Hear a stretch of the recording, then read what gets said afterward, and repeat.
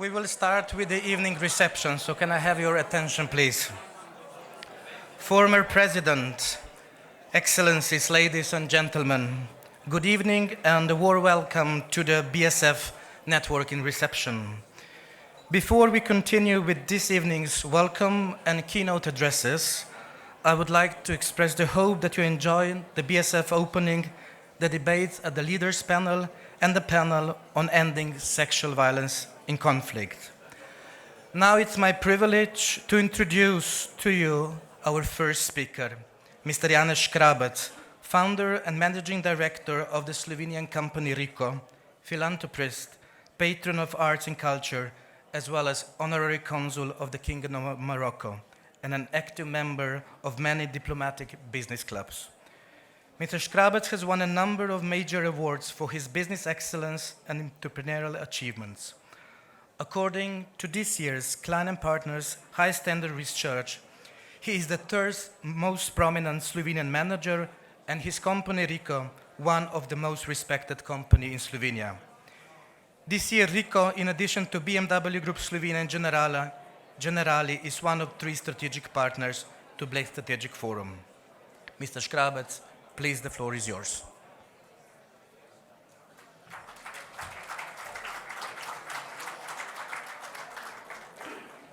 Dear Brian, thank you very much for those compliments. I am really flattered.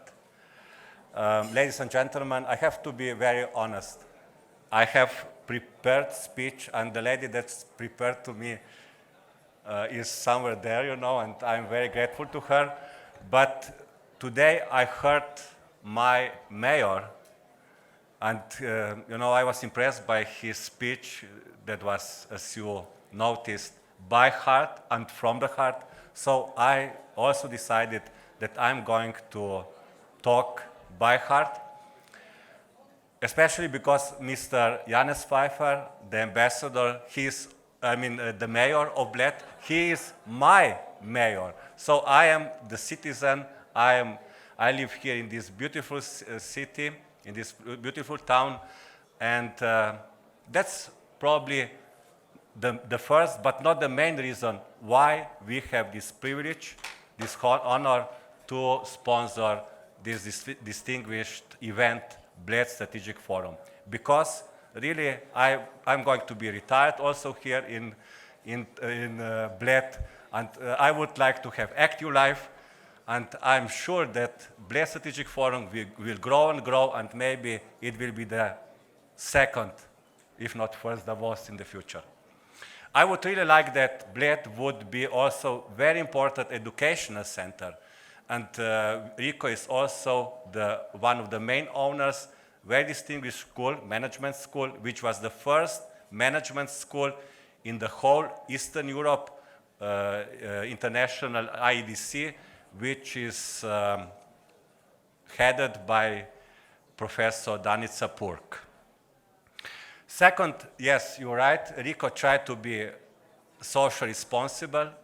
Our motto is this nice Churchill motto: we make a living by what we get, but we make a life by what we give. And this is big credo, and we are trying to live this credo every day. And third, why the Dutch ambassador? By the way, we have a new Dutch ambassador, which is unusual. After 2 years, the previous one left, and I'm very happy. We exchanged a couple of words, and he also asked me, why do we sponsor this? And I'm going to be very sincere now, because we also respect Slovenian diplomacy. I am very grateful to all of you, to diplomats, ambassadors, Slovenians, especially, of course, the head of our diplomacy, the chief, Mr. Karel Jabec, because you help so much us entrepreneurs. And Slovenia is export-driven country.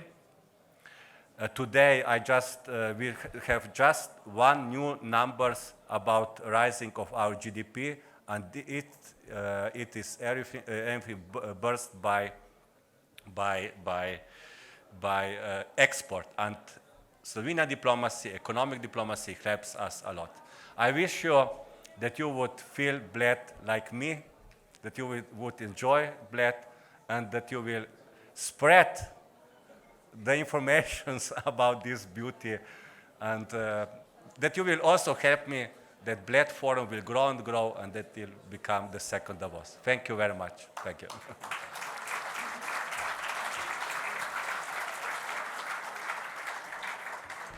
Thank you, Mr. Škrabec. Ladies and gentlemen, and now to our keynote speaker, Dr. Danilo Turk, former President of the Republic of Slovenia.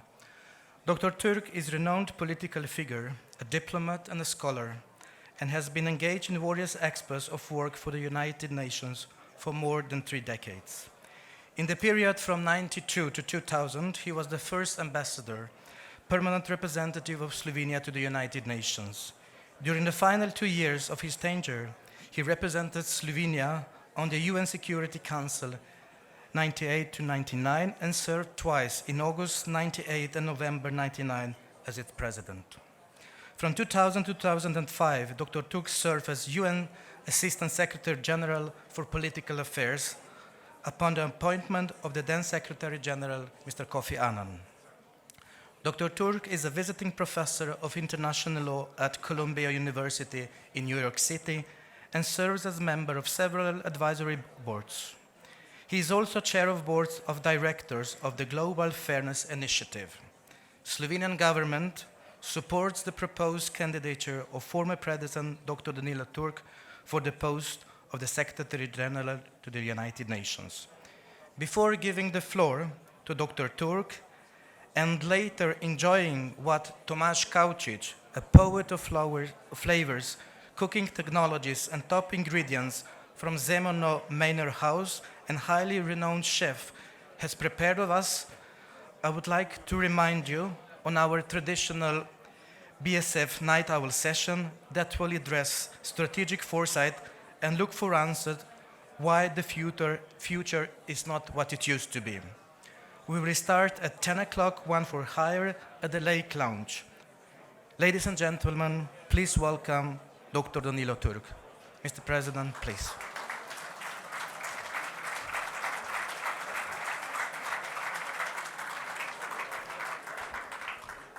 Thank you, Ambassador Brian Bergant, for this introduction, which was a very serious one, almost too serious for the evening, because I was reminded, while preparing for this Bled strategic forum, that in the evenings, drinks should be long and speeches should be kept short. So my speech is not going to be a typical or classic keynote speech with an effort to bring you to the depth of various concepts which are being discussed during this strategic forum, but really more a reflection on some of the basics that guide us in our work now for the 10th year in the Bled Strategic Forum. I have been privileged enough to participate in the 9 out of 10 forums, and I could see the growth, I could see the expanded richness of the discussion, and above all, the growing number of friends of Bled Strategic Forum. And I'm very happy tonight to see so many friends, some of them old and some of them new. And I believe that all of us will remain friends of Bled Strategic Forum, come here every year and engage in important discussions on important subjects. Now this year, the key concept that was put in the center of discussion is partnership. And as you know, partnership is one of those enigmatic words which in the practice of international life can mean many different things. The minister, whom I would like to thank for defining this subject of partnership, is certainly aware of the fine nuances of the use of this term in diplomatic practice. Sometimes state representatives, when refer to other states as partners, they mean that they talk about a deep friendship, something that goes beyond the usual level of friendship among states. On some other occasions, partnerships are mentioned as something that symbolizes a common project, something that we do together in groups of states. But sometimes also partnership means something a little skeptical. When partners are referred to those with whom we have to work, but with whom we would like to work more cordially, which is what we do not do. So partnership have many meanings. The concept of partnership has many meanings, and I think it is worth reflecting upon them. During our discussions at this session of the Bled Strategic Forum, we certainly have to focus a great deal on refugee crisis in Europe and ask ourselves, what does partnership mean in this particular context? Certainly, there are tasks which clearly require partnership. There are certain priorities related to the humanitarian nature of the crisis which call for partnership on a common project to secure the humanitarian minimum for the refugees. But we have to think about partnership beyond that. We have to see refugees as an important human potential. We have to see all refugees as human beings, and each of them has human potential. We have to think more about questions that go far beyond humanitarian needs, that reach the education, vocational training of people, their productive employment, their return, and so forth.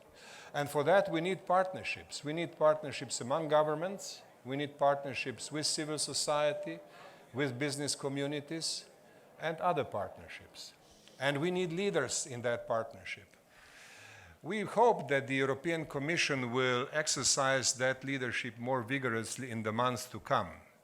Because what Europe really needs is a project of partnership which would reach beyond the imagination that has been prevailing so far. We have to do more, and we need a central actor in Europe for that, and there is no better placed central actor than the European Commission. The talk about quotas is perhaps a necessity, but in order to be effective, we need much more, and I believe that the optimistic aspect of partnership, which is so visible in this strategic forum, should be inspirational one. And of course, partnership goes beyond the most immediate crisis situations, and sometimes partnerships is seen also as something that brings new solutions. I would like to use this opportunity to express my profound admiration for all those who were partnering in the conclusion of the recent agreement on Iranian nuclear program. Let us think about the depth of that experience and the potential importance of the partnership which was created in the process. Truly, the results are not yet irreversible, but we live at a time when hope is allowed for them to become irreversible and for them to express the full transformational potential of the partnership which gathered around the project of curbing the Iranian nuclear program. 5 permanent members of the Security Council, Germany, European Union, they are all partners for the future. And I think the international community has every right to expect that that partnership will spread, that its effects will be felt in the wider Middle East region, that they will help us, help the whole world to finally bring the war in Syria to an end and try to stabilize the Middle East so that the burden of refugee flows will be diminished. Again, an optimistic vision of partnership, but one which has, fortunately, a realistic basis. And finally, when thinking about partnership, we have to also understand that some of the forms of partnership are actually very well historically established and institutionally defined. This year we are celebrating the 70th anniversary of the United Nations, and there is no more important partnership in the world, historically, than the concert of powers that characterizes the UN Security Council. The founders of the United Nations were very realistic and very experienced statesmen. They were not dreamers. They knew that permanence of major powers in a global security system is necessary in order to make that system weather resistant. Security Council is not meant to be a fair weather body. It is meant to be there to withstand the pressures of geopolitics, the vagaries of international life, and also the challenges that international life brings. So the 70th anniversary of the United Nations is a very good moment to reflect upon partnership and express our expectations, which of course go to the permanent members of the Security Council, and they go beyond to all members of the Security Council and the United Nations as a whole. Now, ladies and gentlemen, I wanted to share some thoughts with you on some of the basic features of a concept which I described at the beginning of my short statement as enigmatic and something that carries many meanings. I'm sure that this session of the Bled Strategic Forum will elucidate many further meanings, and I hope that it will also indicate some of the ways forward.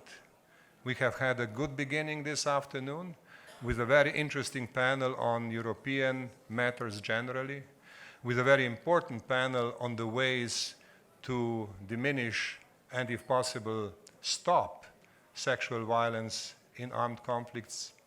And I believe that in the spirit of the beginning of this forum, we can expect more, and that at the end of the forum tomorrow evening, we shall all leave Bled enriched with ideas, and I hope with a new sense of partnership among ourselves. I wish you a pleasant evening. I wish you a few drinks, but not too many, because there is one further session awaiting us this evening. Thank you very much and have a nice time.